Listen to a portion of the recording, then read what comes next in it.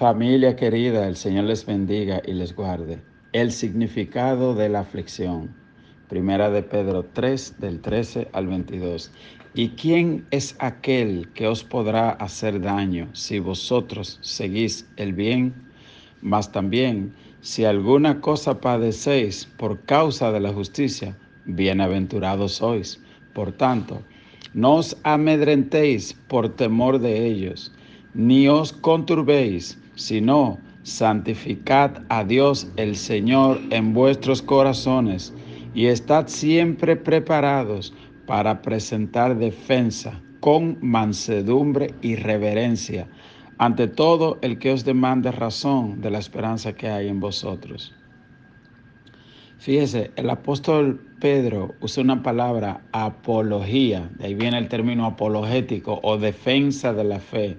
Es algo que tal vez ha faltado mucho en la iglesia de hoy en día. Muchos de nuestros jóvenes que están en las universidades tienen poca base bíblica para saber defender su fe, para saber contrarrestar las amenazas y las falsas narrativas. A muchos en nuestros hogares no le hemos enseñado que las aflicciones y los padecimientos son parte de la vida cristiana. Y muchos estamos dispuestos a callar y debemos recordar que seremos juzgados aquel día no solo por el mal que hagamos, sino por el bien que dejemos de hacer. Mateo capítulo 10, verso 28, Jesús nos dice, y no temáis a los que matan el cuerpo, mas el alma no pueden matar. Temed más bien a aquel que puede destruir el alma y el cuerpo en el infierno. Eso lo dijo Jesús mismo. Anótelo, Mateo 10, 28.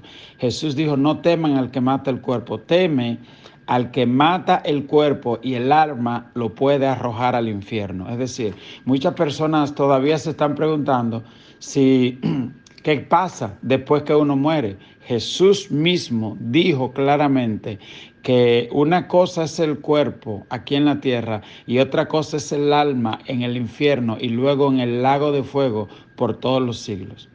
¿Ok? Y Jesús dijo, a quien tú en realidad debes temer, es decir, es a Dios. Es decir, aquí nosotros no tenemos que hacer nada o dejar de hacer nada por temor. E Isaías 8:13 también nos dice, a Jehová de los ejércitos, a Él santificad, sea Él vuestro temor y Él vuestro miedo.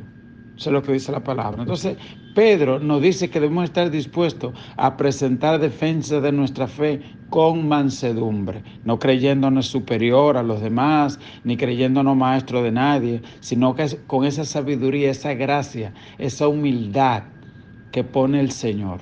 Él dijo también que seremos, la Biblia dice también que Jesús dijo, no se preocupen de lo que hayan de decir cuando sean acusados, cuando sean llevados ante magistrados, porque el Espíritu Santo le dará en aquella hora lo que han de hablar. ¿Ok?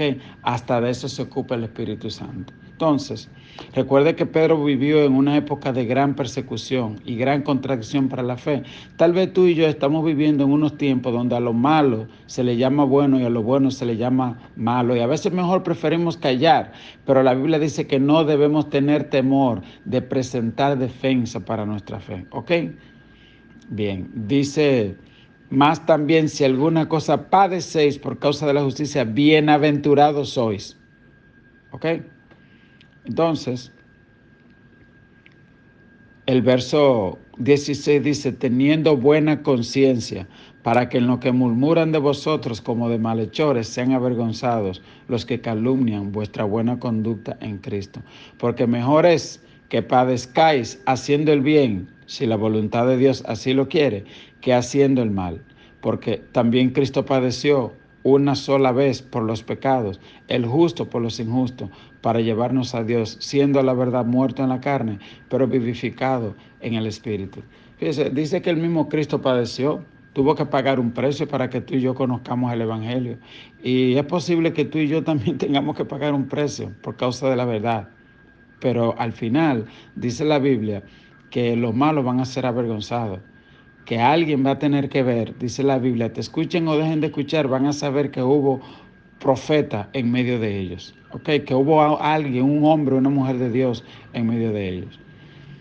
Y aquí dice que Cristo fue muerto en la carne, pero vivificado en el espíritu, porque hay religiones que enseñan que Cristo murió y dejó de existir cuando él fue muerto. No, aquí dice que fue en la carne, en su carne él murió, el Cristo hombre murió en la cruz, pero Cristo Dios siguió vivo.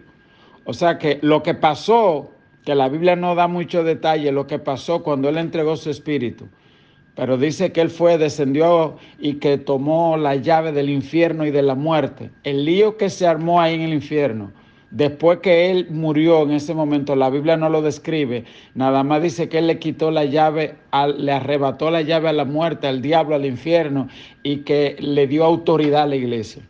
Pero Pedro aquí también menciona uno de los versos más complicados de toda la Biblia, y es el verso 18, el verso 19. Cuando dice que él fue vivificado en el Espíritu, el 19 dice, en el cual también fue y predicó a los espíritus encarcelados, los que en otro tiempo desobedecieron, cuando una vez esperaba la paciencia de Dios en los días de Noé, mientras se preparaba el arca, en la cual pocas personas, es decir, 8, fueron salvas por el agua. ¿Usted entendió eso?